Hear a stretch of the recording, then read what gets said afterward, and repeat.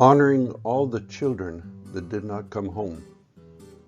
With exceeding joy, with heart and soul, do these oppressed of thine offer themselves up for all mankind in every land.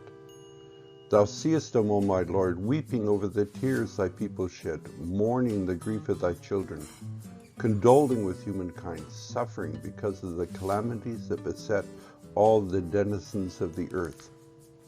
The Truth and Reconciliation Commission, which released its final report on the residential school system in 2015, says at least 1 in every 50 students died, with 4,100 having officially died, although the number is believed to be much higher. To date, more than 1,800 confirmed or suspected unmarked graves have been identified. At our Interfaith devotional inspirational gatherings on Tuesdays noon Winnipeg time, Central Time, all are welcome. Baha'is are engaged in cities and villages across the globe in establishing a pattern of life in which increasing numbers, irrespective of background, are invited to partake. This pattern of community life is giving rise to vibrant and purposeful new communities wherein relationships are founded on the oneness of mankind, universal participation, justice, and freedom from prejudice. All are welcome. No one is in charge. There is an importance to worship and service, the contributing to the well-being of everyone. What prayer, quote, inspirational thought, song have you brought to share? Blessed is the spot, and the house and the place, the city and the heart, and the mountain and the refuge, the cave and the valley, and the land and the sea, and the island and the meadow, where mention of God hath been made, and his praise glorified. The dialogue about murdered and missing Aboriginal women is important if we are to build a community we all feel we belong in. It is a hard discussion and difficult one, even traumatic to hear.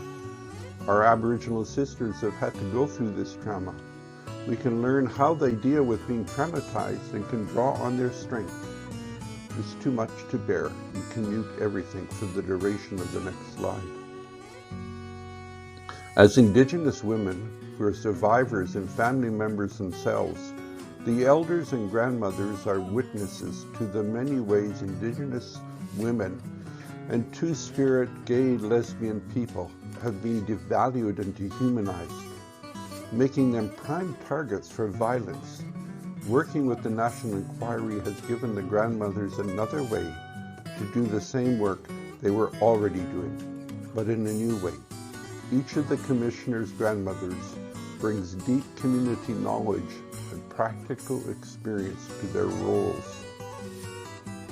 Do Black Lives Matter? Most certainly, for they are the pupil of the eye of humanity. Gatherings for worship are being integrated more and more into the core of community life. Devotional meetings are occasions where any soul may enter, inhale the heavenly fragrances, experience the sweetness of prayer, meditate upon the creative word, be transported on the wings of the Spirit, and commune with the one beloved. Make a list of your friends and invite them to this devotional or devotional you begin. It is a gift from you to them.